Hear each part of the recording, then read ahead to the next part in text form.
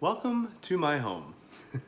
It's another Saturday. There's plenty of things going on in the world. The news is rife with totally terrible stuff, and there's rarely much good news, it seems.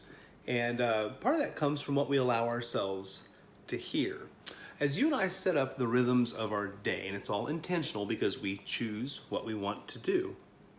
As we set up the rhythms of our day, we often surround ourselves with a little bubble that echoes what we want to hear. We choose our news outlets, we choose the people we follow on Facebook, we choose the people we follow on Twitter, we choose the Instagram accounts or the RSS feeds, we choose the blog posts or the podcasts that we want to listen to, and we curate for our own life this environment, this closed system where we only hear what we want to hear, or we often hear what we desire to hear. And so we bolster ourselves, we build ourselves up, and we stick to that opinion because that's all we want to hear.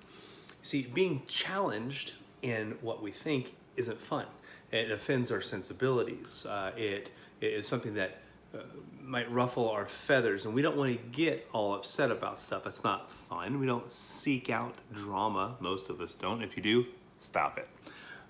But when these sorts of things happen, we surround ourselves with voices we want to hear from.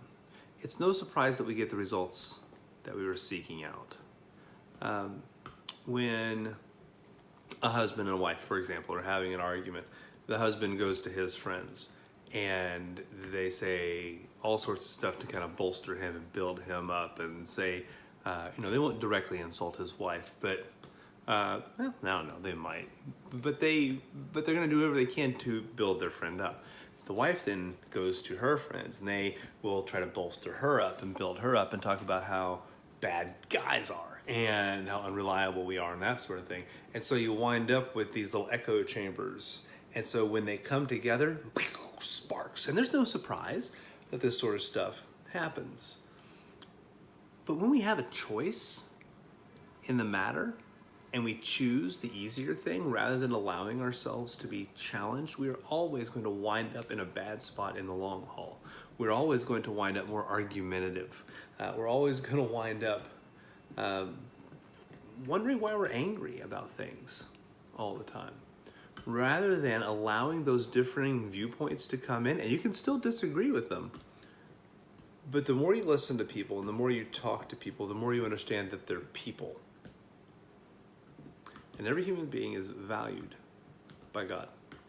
Whether or not we agree with their political positions, whether or not we agree with how they spend their money, whether or not we agree with their musical tastes and styles, whether or not we agree with their favorite professional or college sports team, whatever, they're still human beings and they're still valued and important to God. And Jesus died for them like he died for me, like he died for you. And so we really can't sit here and justify our own behavior that's separating us from them and keeping us from communicating the love of Christ to them. So let's be careful with our echo chambers as we set up intentionally our choices for these influences that come into our life on a day in and day out basis.